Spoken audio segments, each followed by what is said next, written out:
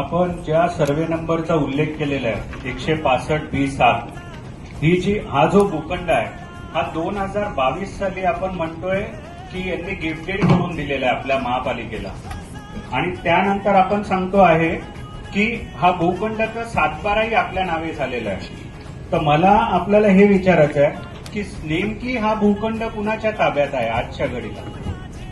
अध्यक्ष महोदय, जो हा आपण म्हणतोय मेसर जसप्रीत इस्टेट कॉन्ट्रॅक्टदारला प्रस्ताव दिलेला आहे त्याने सविस्तर विकास आराखडा व त्याची डिझाईन आपल्याला दिलेली आहे. हे आपणच आपल्या याच्यामध्ये म्हणतोय. तर याचा आर्किटेक्ट कोण आहे जर हे आपण सभागृहाला सांगितलं तर खूप बरं राहील. त्यानंतर मी विषयावरती येतो. आपण पुन्हा 30/10/2025 ला सांगतोय की आम्ही काही प्रसिद्ध पत्रक मागवले होते या उद्यानाचं विकसित करण्यासाठी आणि सूचनाही प्रसिद्ध केले होते. मग 30/10/2025 ला माफ करा 30/10/2025 ला जर आपण हे मागवलं होतं तर ह्या प्रक्रियेमध्ये किती जणांनी सहभाग घेतला होता, किती अर्ज आपल्याकडे आलेले आहेत आणि याची निवड प्रक्रिया निकष काय होते याची ह्या सविस्तर माहिती आपण ह्या सभागृहाला दिली पाहिजे. अध्यक्ष महोदय, आज मला हे विचारायचं आहे की ह्या भूखंडावर जे आपण म्हटलेलं आहे की झाडे, हिरवळ, बैठक व्यवस्था वगैरे सगळं काय, ही कामे अद्याप करायची आहेत की त्यातील काही कामे ही पूर्ण झालेली आहेत. खरं म्हणजे हा विषय असा आहे की आज आपण देखभाल नाही आपण सांगतोय त्याची दुरुस्त पण झाली पाहिजे. अध्यक्ष महोदय, ऑलरेडी हे 80 ते 90% काम झालंय. तर मला हे विचारायचं आहे महानगरपालिकेमध्ये कुठलाही प्रस्ताव यायला पाहिजे, त्याची मंजुरी घेतली पाहिजे. आपण जर सेक्शन 73 जर बघितला तर आयुक्त साहेबांकडे तो प्रस्ताव द्यायला पाहिजे, त्यानंतर त्याची मंजुरीसाठी जायला पाहिजे. एखादं आरक्षण जमीन जी आपली आहे त्याच्यामध्ये ह्या विकासकाने ऑलरेडी ते काम कशा पद्धतीने केलं. नाही रद्द करायचं असेल तर आपण नाही द्यायचं त्यांना. नाही रद्द करायचं असेल तर आपण नाही द्यायचं त्यांना. चालेल, हरकत नाही मॅडम.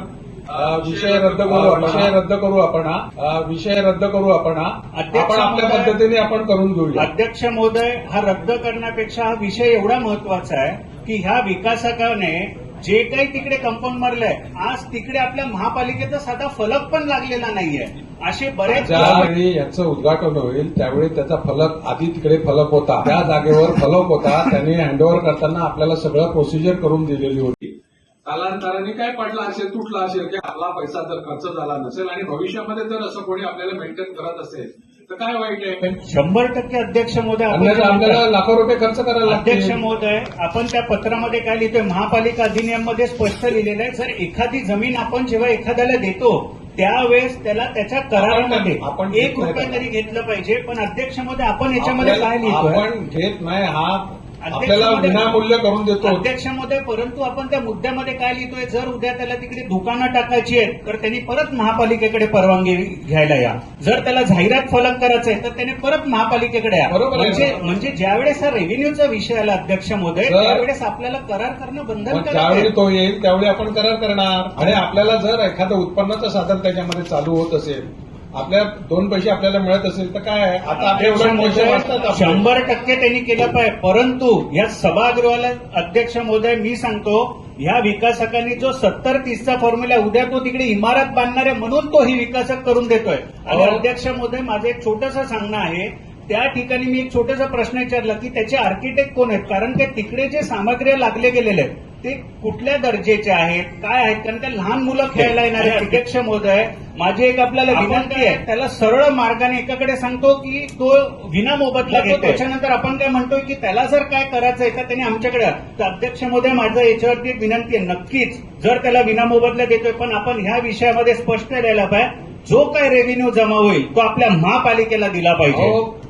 तिकडे रेव्हेन्यूचा प्रश्नच नाही. तो एक पैसा देखील ऐका, एक पैसा देखील त्याला कमवायचा नाही तिकडे. ते विनामूल्य सगळं मेंटेन करून आपल्याला शेवटी सुस्थितीत आपल्या ताब्यात द्यायचं आहे. अध्यक्षामध्ये आपण लिहितोय ना गाड्या त्याला घ्यायचं असेल, फलक लावायचं असेल तर हे कशासाठी, त्याला आपल्याला परवानगी घ्यायची आहे आपली त्यांनी. बरोबर. मग आपण परवानगी ऐका, परवानगी जर घ्यायची असेल तर आपल्या टर्म्स कंडिशन येणार. अध्यक्ष महोदय, ह्या विकासकाची तिकडे इमारत बांधायची मला काय सांगतो, वसई तालुक्यामध्ये हजारो मुंबईमध्ये बांधतात. बरोबर आहे. अध्यक्ष शेवटी महोदय, माझं तेच म्हणणं आहे, त्याने अनेक उद्यानं करू, आम्ही त्याचा स्वतः सत्कार करू, परंतु हे विकासक स्वतःच्या फायद्यासाठी करतोय. मग ठीक आहे, त्याच्या फायद्याचं असेल ना तर रद्द करू आपण आपल्या पद्धतीने करू. त्याच्या फायद्याचं असेल ना तर रद्द करू आपण आपल्या पद्धतीने करू. मग ठीक आहे, त्याच्या फायद्याचं असेल ना तर रद्द करू आपण आपल्या पद्धतीने करू. हा, चालेल अध्यक्ष महोदय. तुमचं काय म्हणणं आहे? चला.